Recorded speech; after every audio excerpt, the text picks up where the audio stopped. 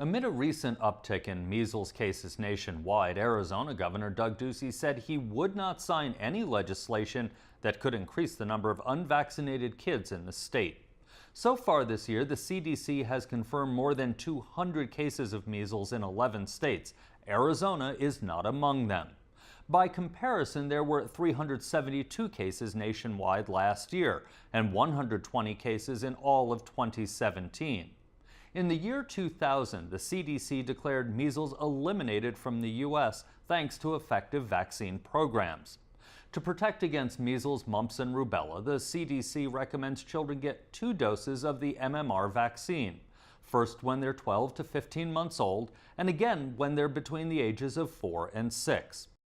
Under current state law, a student attending kindergarten through 12th grade can get exemptions for some vaccines if their parents submit what's called a personal belief exemption form. For insight into why some parents make that choice, we turn to Casey Ernst and Heidi Pottinger, who study the issue at the University of Arizona Mel and Enid Zuckerman College of Public Health. You have looked at why parents don't get their children vaccinated. What's the overarching reason for that? I think it's actually a little complex. I don't think there's one specific reason. There's multiple reasons that are at play. So some individuals have really strong religious beliefs, and other people are just philosophically opposed to vaccination.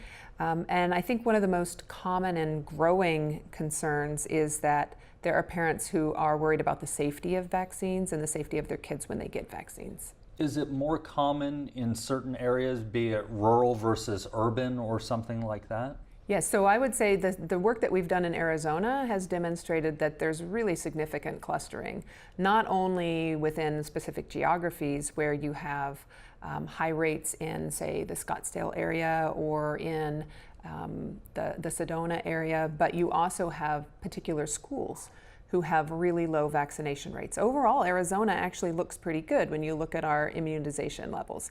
But when you break it down into the geographic clusters, some of them are very alarmingly low. What does science tell us about the safety of vaccines? Clinical trials have shown unequivocally that they're safe, that the benefits far outweigh the risks to vaccines. Where are parents getting information that they aren't safe? Where is all this coming from?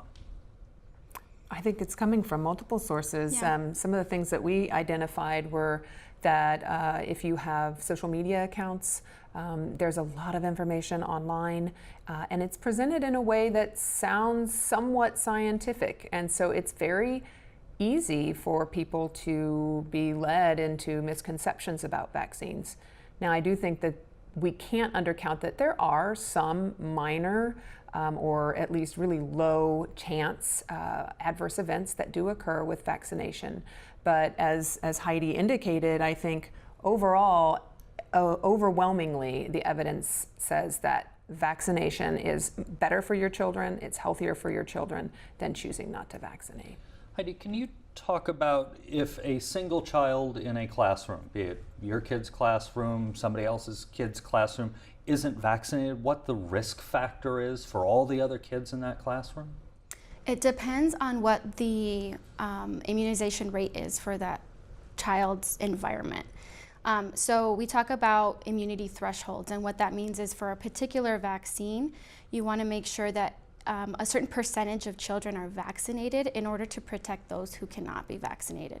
So in some of these schools where we did our research, of the 9 schools, the mean exemption rate was 18, almost 19% exemption rate. And so in the case of measles, you want to see a 95% vaccination rate in order to protect those who can't be vaccinated. Otherwise, these areas, these schools, these environments become pockets where they're susceptible to outbreaks, either emerging from this area or coming into and spreading rapidly throughout the area. You mentioned that a lot of times there are pockets of anti-vaccination. You said Scottsdale and Sedona were 2 areas in Arizona. Is there a why for those? Overall, some of the work that we've shown previously indicated that schools where you have high exemption rates tend to have actually higher educated populations. They tend to be more from middle income or higher. the tendency was that a lot of the parents had misperceptions on how the immune system works and about how to develop immunity from disease.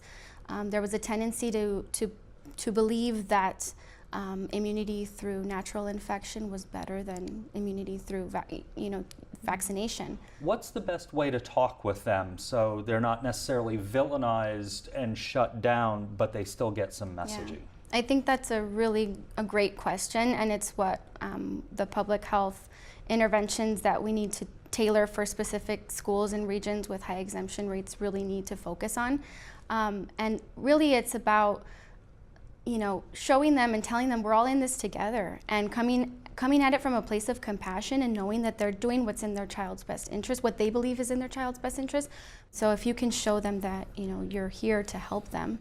When it comes to kids not getting vaccinated, we're talking about kindergarten, preschool age kids up through 12th grade. Are we potentially going to see more diseases on university campuses as these kids start showing up on university campuses, like the University of Arizona?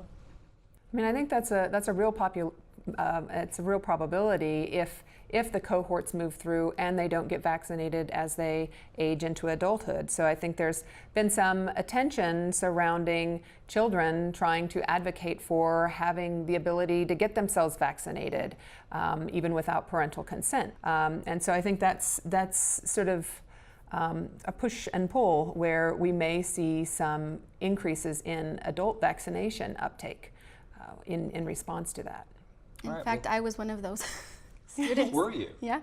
So when I started at Arizona State University, I noticed that my father had exempted me from some vaccinations, and I made sure to vaccinate myself. If we can ask, what was the reasoning that your parents had? I mean, I was so young, I honestly am not sure why he decided to exempt me. I think that for whatever reason, just like all other parents, he thought he was doing what was in my best interest.